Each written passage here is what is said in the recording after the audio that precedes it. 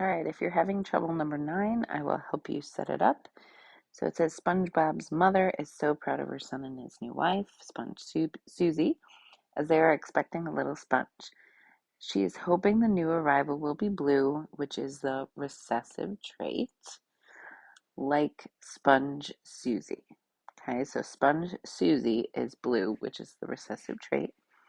SpongeBob, on the other hand, is heterozygous for yellow body color.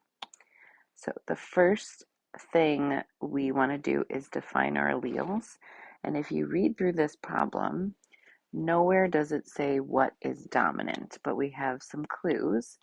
First of all, it does say that blue is the recessive trait. So by process of elimination, we can figure out that yellow is probably the dominant trait. But also, if it didn't say that in parentheses, another way you could have told that it was dominant was the fact that it says heterozygous for yellow. So anything that's the heterozygous will look like the dominant trait. So that is another way of determining that yellow is dominant. All right, so let's write out our alleles. So we're going to use capital Y for yellow and lowercase y for blue.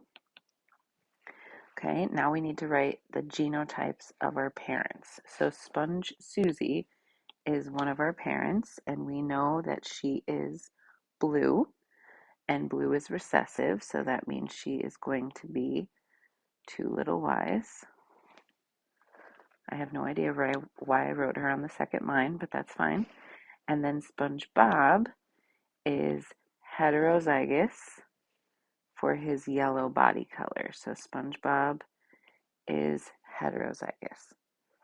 Okay, so now you can do your Punnett square, get your ratios, and don't forget the follow-up question, which is letter D.